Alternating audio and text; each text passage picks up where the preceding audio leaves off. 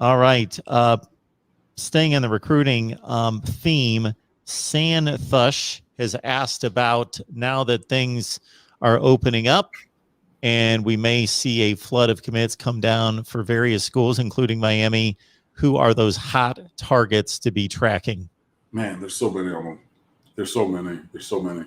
Um, Even more so for Miami because, yeah, we only have one commit. And I told you guys when Ja'Cory Brown committed that the other kid who was in the class was going to get processed out.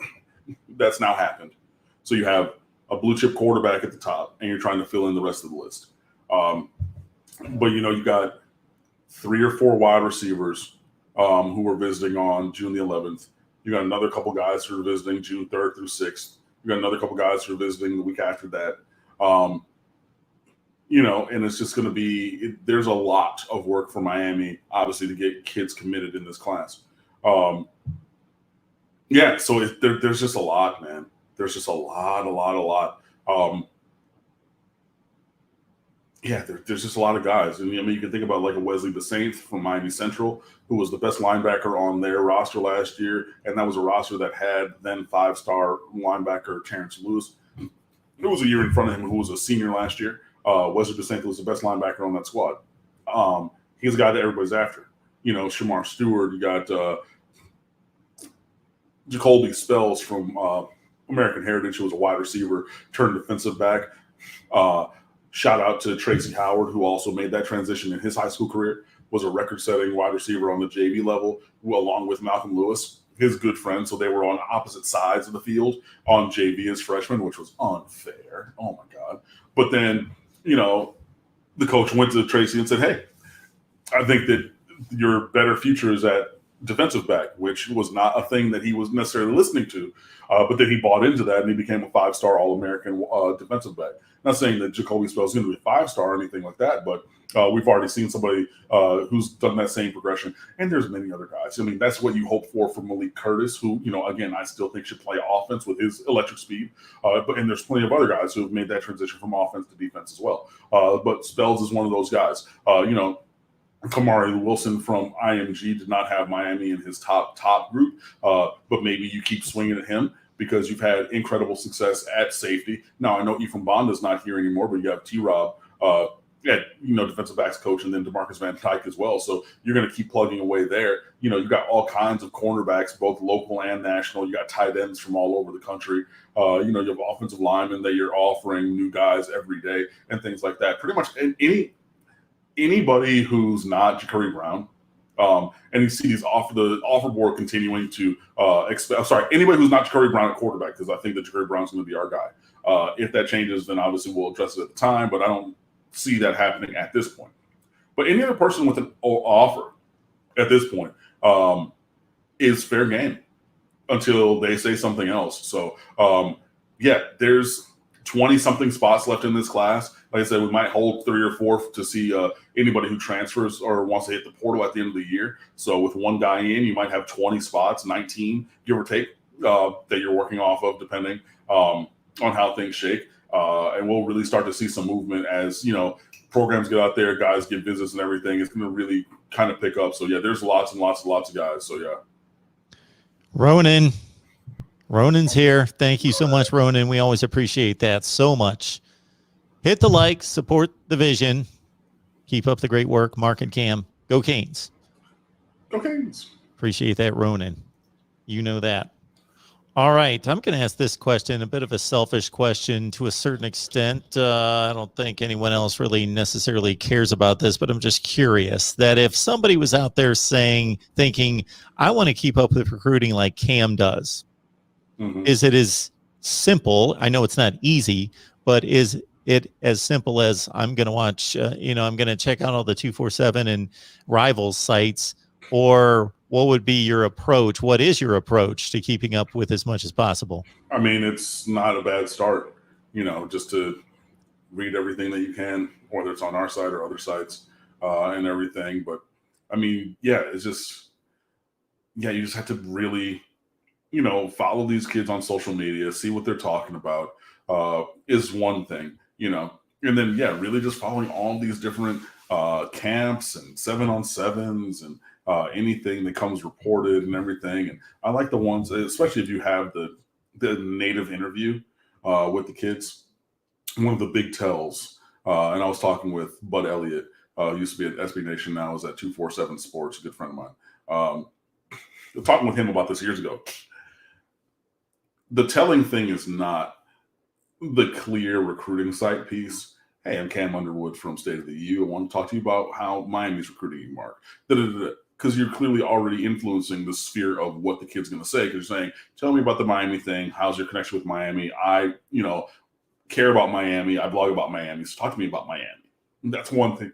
And it's fine. There's nothing wrong with that. I like the native ones that are at a 7-on-7. Mark, it's great to see you.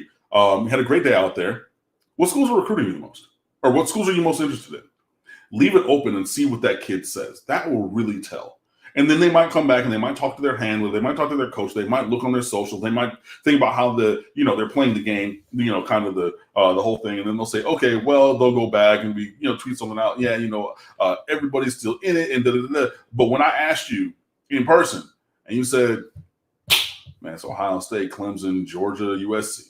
That's who it is. I know them coaches. You come back. Oh, well, I have a relationship for Florida too, and Indiana's done a great job, and I appreciate that coach too. Iowa, Wisconsin, whoever. You can always go back, but when I ask you in your face, what programs are the ones?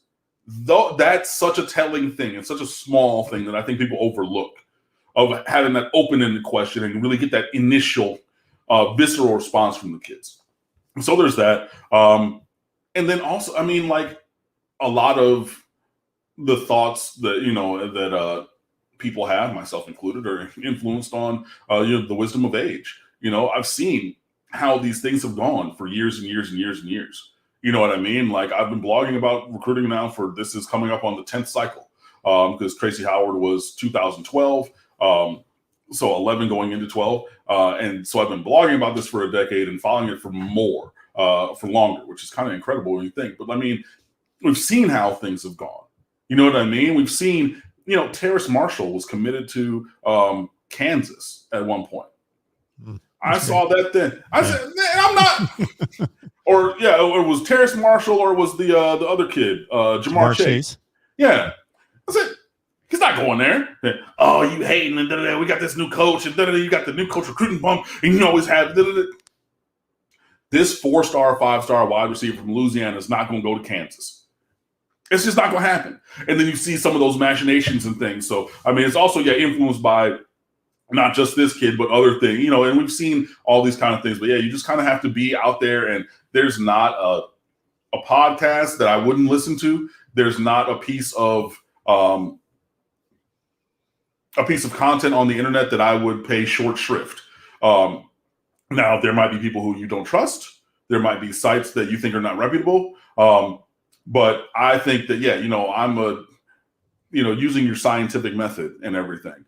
Give me as many data points as possible, and doing all those things and talking to those other people. And, you're always going to have, hey, I'm from Armadillo, Texas, and my son goes to the same school as, and plays on the same team as.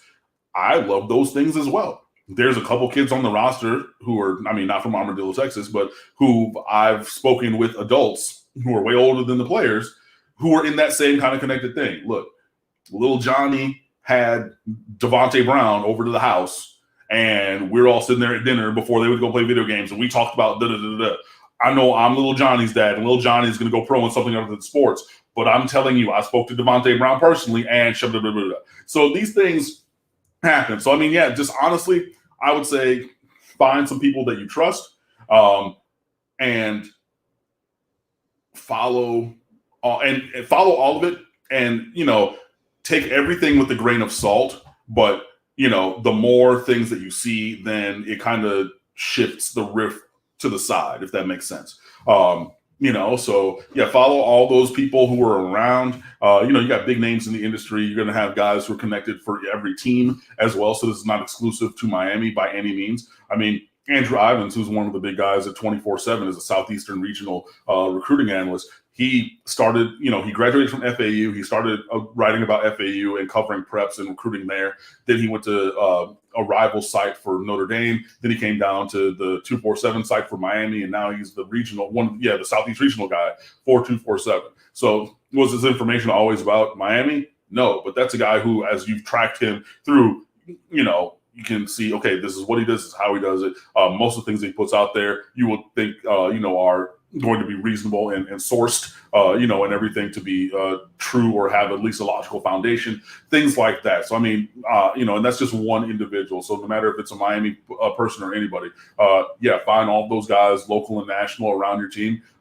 And then, just see, okay, what are other fans talking about? Because there's other people who know things, and then again, when you have more, in most instances, if there's smoke, there's fire. And if a lot of people in the space there's smoke about this thing, this kid's going to decommit, or this kid might commit, or we're looking here, or we're looking there.